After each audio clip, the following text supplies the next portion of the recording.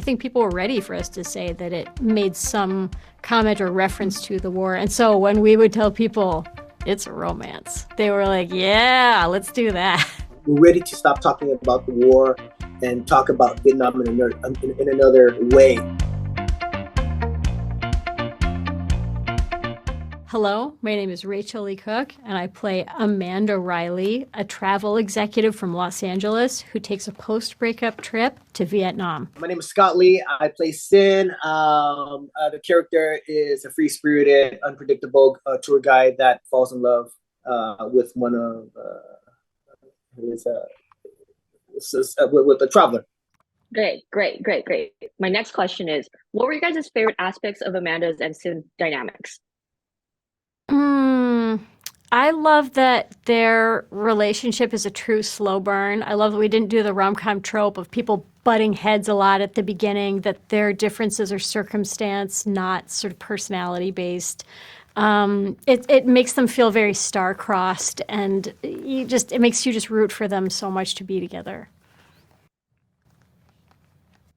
Yeah, I think that Amanda's character, I mean, you could see how she wants to let loose and be free and not follow the books all the time. Mm-hmm. And it's something about finding someone to just kind of like help you turn that first page and free yourself of the computer.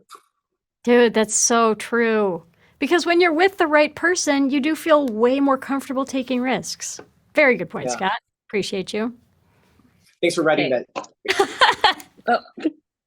My next question is, it's a little more serious, but a lot of Western media kind of focuses on one particular time period for Vietnam, usually the Vietnam War. So how did it feel for you guys to showcase a different side of Vietnam in this film?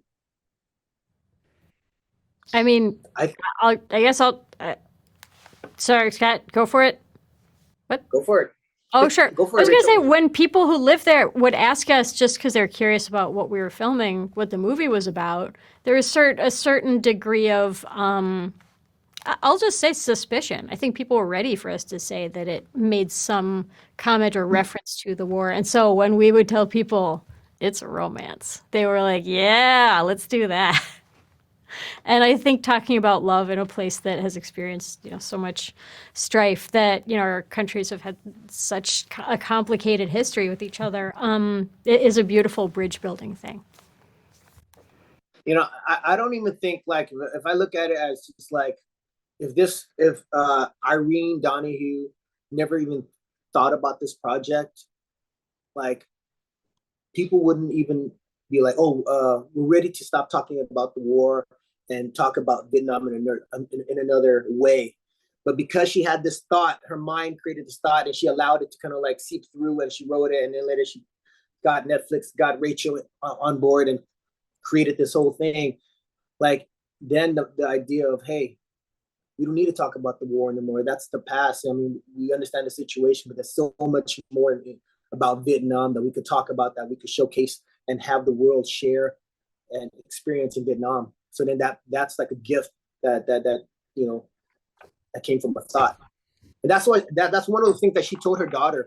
I was listening in on the conversation. I was like sleeping in. She told her daughter at one time on set, I was behind them. She said, this came from mom's brain, or mom's head.